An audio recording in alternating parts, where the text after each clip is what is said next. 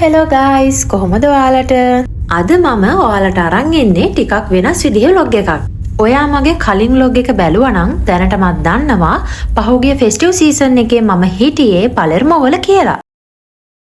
ඉතින් වෙනසකටත් එක්ක මට හිතුණා මේ පාර නයිට් ටයිම් vlog එකක් ගේන්න පලර්මෝ සිටි එකේ. එහෙනම් එන්න මාත් එක්ක අපි ගිහිල්ලම් බලමු පලර්මෝ සිටි එකේ නයිට් ටයිම් view එක මොන වගේද කියලා.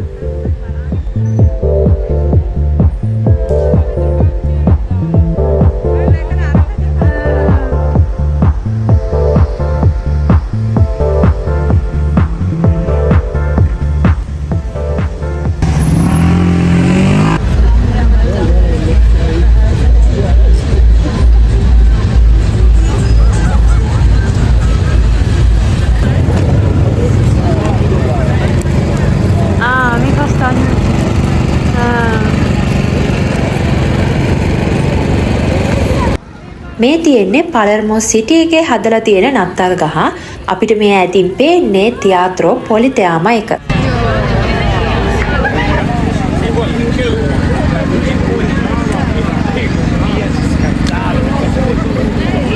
පලර්මෝ වල තියෙන විශාලතම රංගශාලා වලින් එකක් තමයි මේ පොලිතයාමා ගරිබාල්දි කියලා කියන්නේ.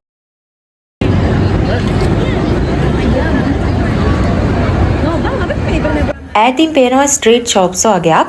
අන්න එතෙන්ට තමයි දැන් අපි ඇවිත් තියෙන්නේ. මේ හැම ෂොප් එකකම වගේ ගොඩක් වෙලාවට තියෙන්නේ කෘත්‍රිම දේවල් වලට වඩා හෑන්ඩ්මේඩ් දේවල් තමයි. අපි දැන් මේ ඉන්න ෂොප් එකේ ගොඩක්ම තිබුණේ හර්බල් ටී වර්ග. ඉතින් අපිත් හර්බල් ටී එකක් ගත්තා මෙතනින්. Ma questa è frutta disidratata. Esatto. Posso assaggiare?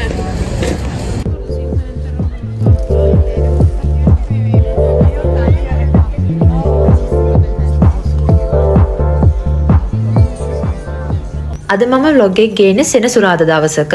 ඉතින් වීකෙන්ඩ් එක කියලා කියන්නේ මෙහි හැමෝම එළියට බැහැලා සතුටු වෙලා විනෝද වෙන දවස් ටිකක්. ඉතින් ඔයාලට මේ ක්‍රවුඩ් එක දැක්කහම ඒක හොඳටම තේරෙනවා ඇති.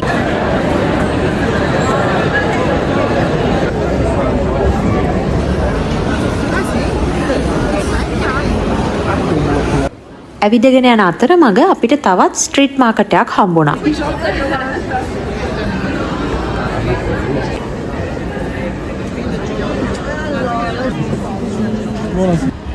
මේ තියෙන්නේ තියාත්‍රෝ මාසිමෝ.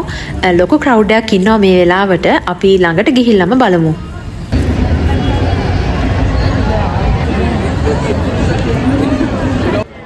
අපි මේ දකින තියාත්‍රෝ මාසිමෝ ඉතාලියට ගොඩක් විශේෂයි. මොකද කිව්වොත් ඉතාලියේ විශාලතම ඔපෙරා හවුස් එක වගේම යුරෝපයෙන් තුන්වෙනියට විශාලතම ඔපෙරා හවුස් එක විදිහටත් හඳුන්වන්නේ මේ තියාත්‍රෝ මාසිමෝ.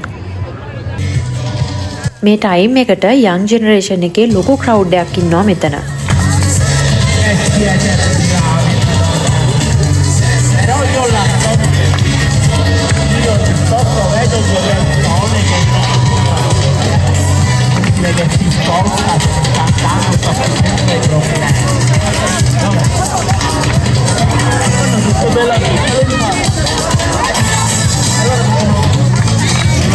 ඉතින් ඉතාලියේ අනිත් සිටිවල වගේම මේ පලර්මෝ සිටි එකෙත් නයිට් ටයිම් එක කියලා කියන්නේ ස්ට්‍රීට් බාර්, රෙස්ටුරන්ට්, ඩිස්කෝ මේ හැම එකකම සෙනගකින් පිරීලා යන මිනිස්සු ගොඩක් සතුටු වෙන විනෝද වෙන ටයිම් එකක් තමයි.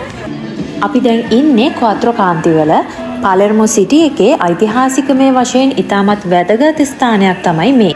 මේ ගොඩනැගිලි හතර දිහා බැලුවහම අපිට පේන තියෙන විශේෂත්වය තමයි මේ ගොඩනැගිලි වක්‍රාකාරව නිර්මාණය කරලා තියෙනවා එකම ස්ට්‍රක්චර් එකකට.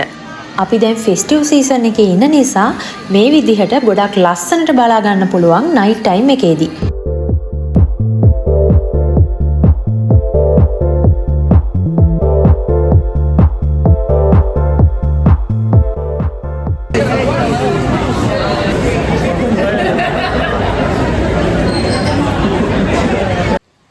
අපි දැන් ඉන්නේ ෆොන්තානා ප්‍රෙටෝරියා වල. පලර්මු සිටි එකේ තියෙන කලාත්මක සහ ඓතිහාසිකමය වශයෙන් තවත් වැදගත් ස්ථානයක් තමයි මේ. මේ ප්‍රතිමාවල තියෙන විශේෂත්වය තමයි මේවායේ මාංශ පේශීන්, ලිංගික අවයව වගේ ශරීර අංග ස්වභාවික ආකාරයෙන්ම නිරූපණය වෙන විදිහට තමයි නිර්මාණය කරලා තියෙන්නේ. ඒ වගේම මේ කලාත්මක නිර්මාණ කරලා තියෙන්නේ පුනරුද කාලයේදී. මේවා නිර්මාණය කරලා තියෙන්නේ කිරිගරුඬ වලින්. මෙතන ලැජ්ජාවේ උල්පත විදිහටත් හඳුන්වනවා ජනප්‍රවාදවල.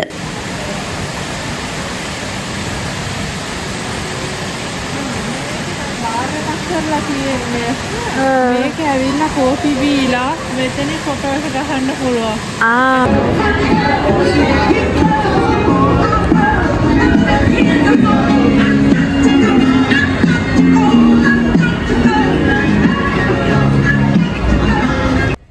මේ තියෙන්නේ පලර්මෝ සිටි එකේ තියෙන වරාය තොටුපළක්.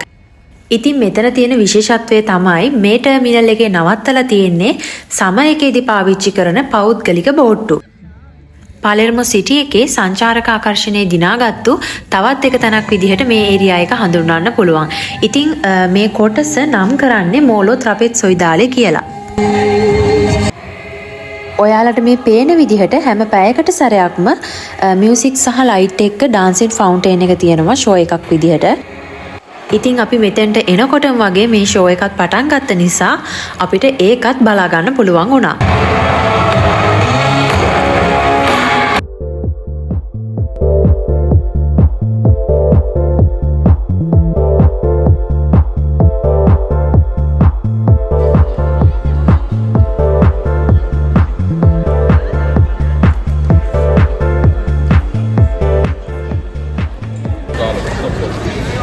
අපි මේ ඊළඟට යන්න හදන්නේ ෆෙරිස් වීල් එකේ.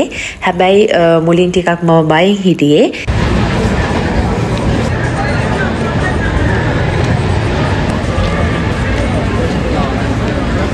අපි දැන් ඉන්නේ ෆෙරිස් වීල් එකේ උඩම කොටසේ. ඉතින් මෙතෙන්ට වටේම හරිම ලස්සනට පේනවා මේ ප්‍රධාන පාර. මේ තියෙන්නේ අපි ගියපු පෝට් ටර්මිනල් එක. මේ තියෙන්නේ අනිත් පැත්තේ කොටස. මේ පාරෙන් තමයි අපි මෙතෙන්ට ආවේ.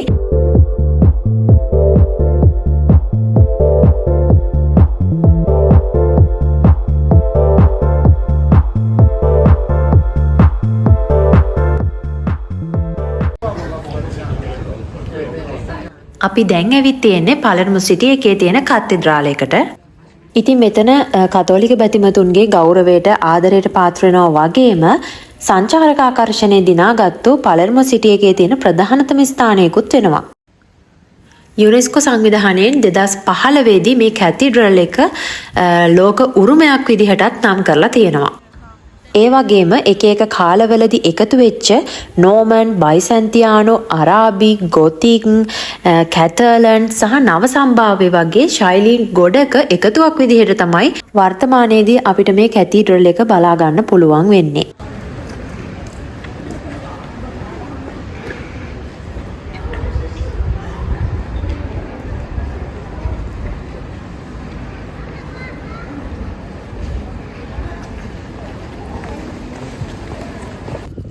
මේ වෙලාවේ නම් කවුරුත්ම සෙනග නැති වුණත් පලර්මු සිටි එකේ සංචාරක ආකර්ෂණය දිනාගත්ත තවත් වැදගත් තැනක තමයි අපි මේ ඉන්නේ. මේ තියෙන්නේ පලර්මු සිටි එකේ තියෙන රාජකීය මාලිගාව. ඉතින් මේක නෝමන් මාලිගාව කියලාත් හඳුන්වනවා. ඒ විතරක් නෙමෙයි යුරෝපයේ තියෙන පැරණිතම රාජකීය නිවහන වෙන්නේත් මේ මාලිගාව. මට අද ගොඩක්ම ඕනි උනේ ඔයාලත් එක්ක පලර්මු සිටි එකේ නයිට් ටයිම් vlog එකක් ෂෙයා කරගන්න. ඒ වගේම සිටි එකේ ගොඩක් තැන්වලට මට අද ඔයාලත් එක්කම යන්න පුළුවන් වුණා. ඉතින් ඔයා මාව අලුතින් බලන කෙනෙක් නම් මාව subscribe කරන්න. අද vlog එක ගැන ඔයාලගේ අදහසුත් කමෙන්ට් එකක් විදිහට දාන්න. අදට vlog එක මෙතනින් ඉවරයි.